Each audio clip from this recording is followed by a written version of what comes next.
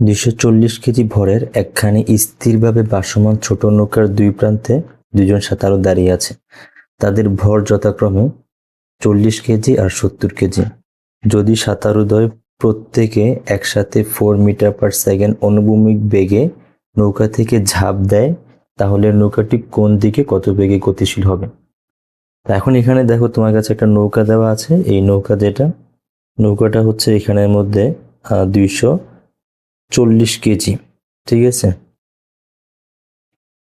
তার উপরে এখানে দুইজন ব্যক্তি, একটা মনে করো এই ব্যক্তি, তো এই ব্যক্তির ভর যেটা ওটা হচ্ছে 40 কেজি। আর এখানের মধ্যে আরেক ব্যক্তি দেওয়া আছে, এই ব্যক্তির ভর মনে করো এখানের মধ্যে 70 কেজি। এখন এই দুইজন ব্যক্তি কি কাজ করছে? এখান থেকে এই নৌকা থেকে ঝাঁপ দিছে, এখান থেকে এইদিকে ঝাঁপ দিছে আর এইদিকে ঝাঁপ দিছে। এখন এই যে নৌকাটা কোন দিকে যাবে? এখন তোমার কাছে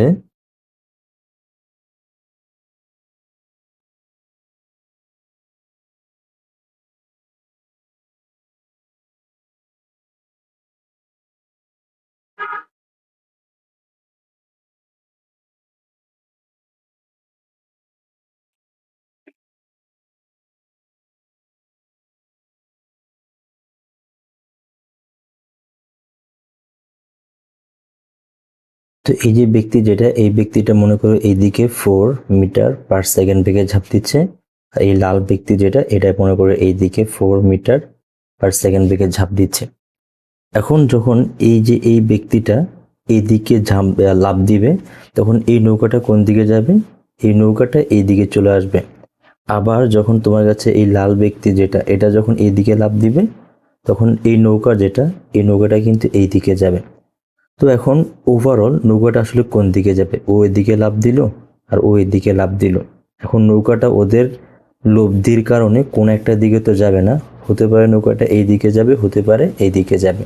এখন আমাদের বের করতে হবে নৌকাটা কোন দিকে কত বেগে যাচ্ছে। এখন এই যে ম্যাথ এটা কিন্তু তোমাদের ভরবেগের সংরক্ষণ নীতি এর উপর বেস করে আসছে। তো এখানে দেখো, প্রাথমিক অবস্থায় দেখো, এখানে তোমার প্রাথমিক অবস্থায় একটু ধরো,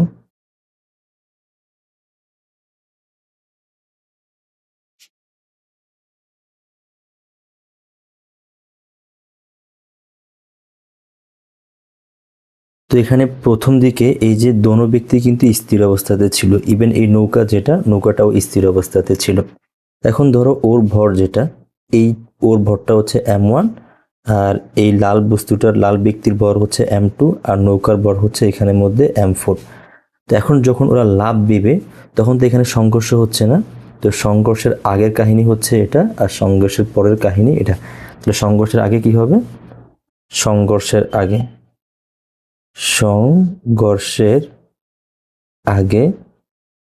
তো সংঘর্ষের আগে মোট ভরবেগটা আমরা দেখে নিই।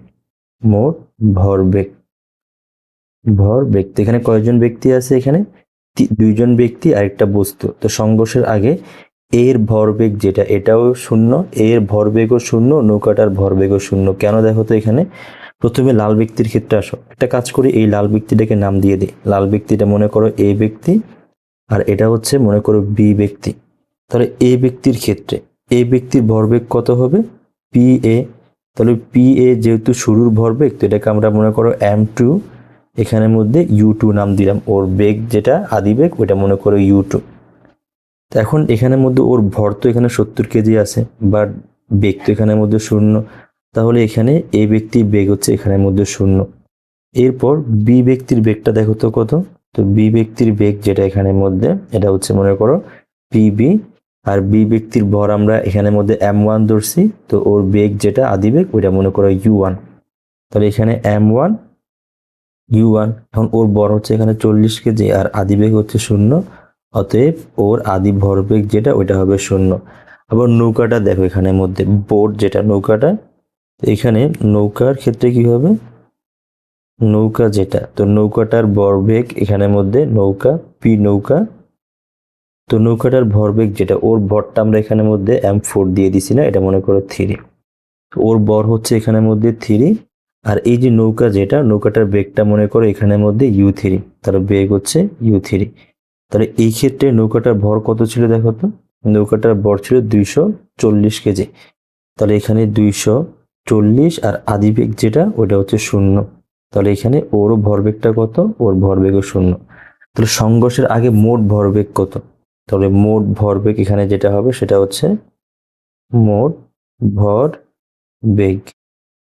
তাহলে মোট ভরবেগ এটাকে আমরা পি দ্বারা প্রকাশ করলাম, যেহেতু শুরুর ভরবেগ সেজন্য আমরা এটাকে 1 নাম দিচ্ছি।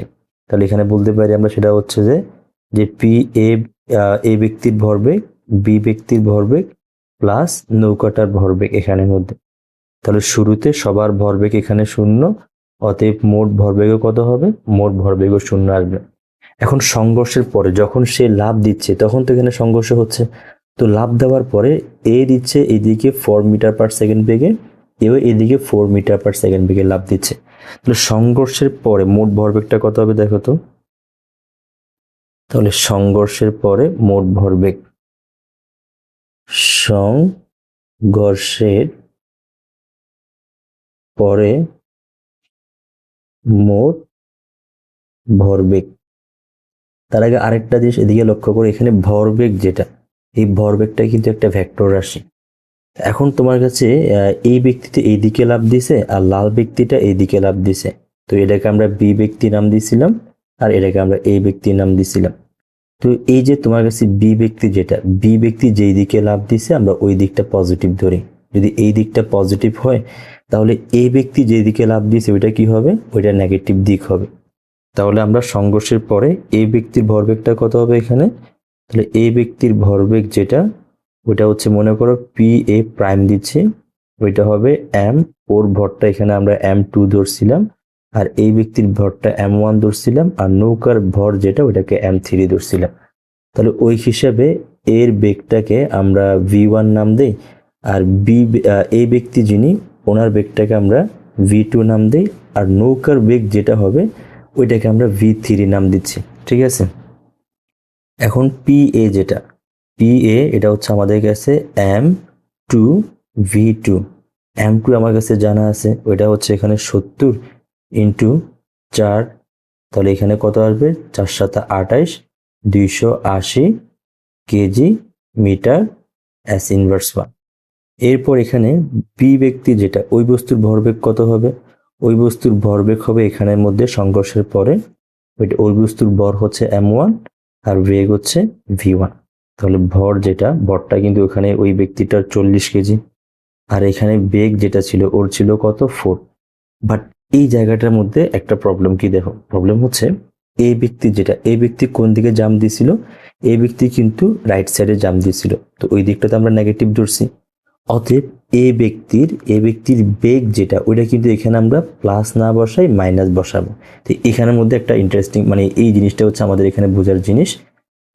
ভরবেগ আমরা জানি একদিক পজিটিভ হলে বিপরীত দিক কি হয়? নেগেটিভ হয়। তো এই দিকে বেগটা যদি পজিটিভ হয় তো এই দিকের বেগটা নেগেটিভ হবে, তো এই দিকে ভরবেগ যদি পজিটিভ হয় এই দিকে ভরবেগ নেগেটিভ হবে।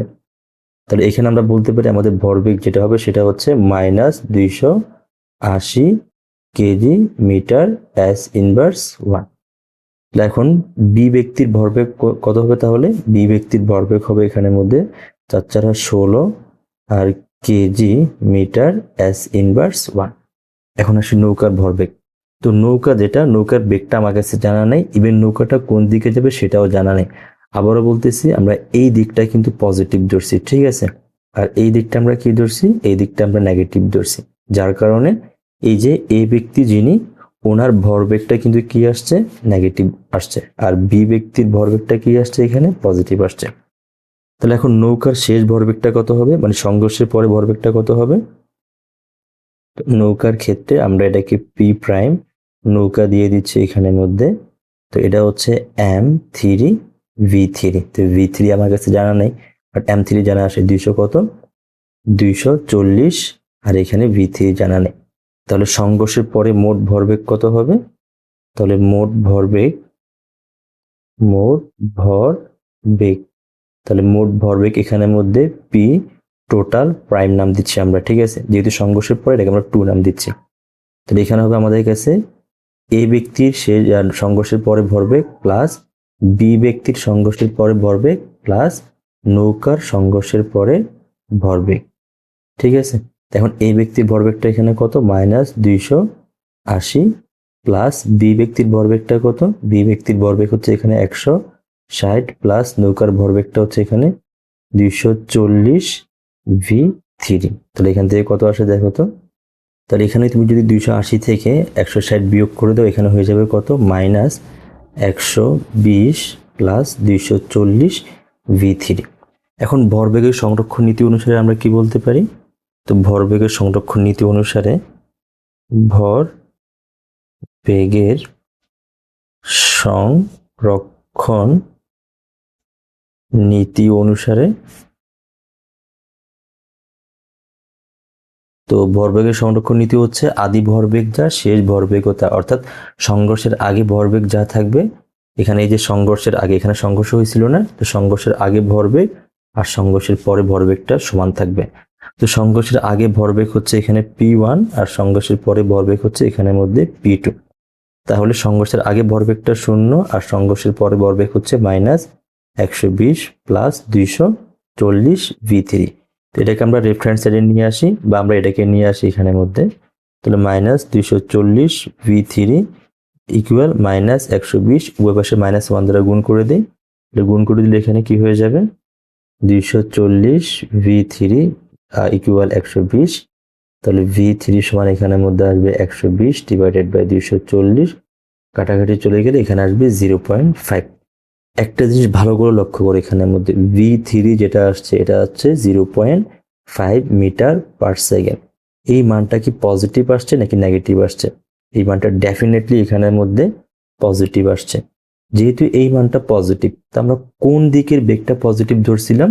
আমরা কিন্তু এই দিকের বেগ যেটা ওইটা পজিটিভ ধরছিলাম, অর্থাৎ এই যে এই ব্যক্তি মানে বি ব্যক্তি যিনি, উনি যেদিকে লাফ দিছে, বি ব্যক্তি মানে 40 কেজি, হ্যাঁ এটা কিন্তু ওর ভরটা 40 কেজি ছিল, 40 কেজি ব্যক্তি যেই দিকে লাফ দিছিল নৌকাটা ওই দিকেই যাবে, আর ওই দিকটা পজিটিভ ধরছে।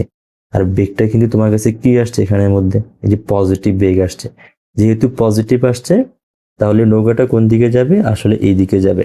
আর যদি মনে করে এমনটা হইতো v সমান মাইনাস 0.5 আসতো, তাহলে নৌকাটা কোন দিকে যাইতো? নৌকাটা এই নেগেটিভ দিকে যাইতো, কারণ আমরা এই দিকটাই নেগেটিভ ধরছিলাম। এই যে আমরা এই দিকটা নেগেটিভ ধরছি, আশা করি বুঝতে পারছো এখানের মধ্যে নৌকাটা কত বেগে কোন দিকে যাবে। তো সুতরাং নৌকাটা ডান দিকে, যেদিকে 40 কেজি ব্যক্তি থাকবে ওই দিকে কত বেগে যাবে? 0.5 মিটার পার সেকেন্ড বেগে যাবে।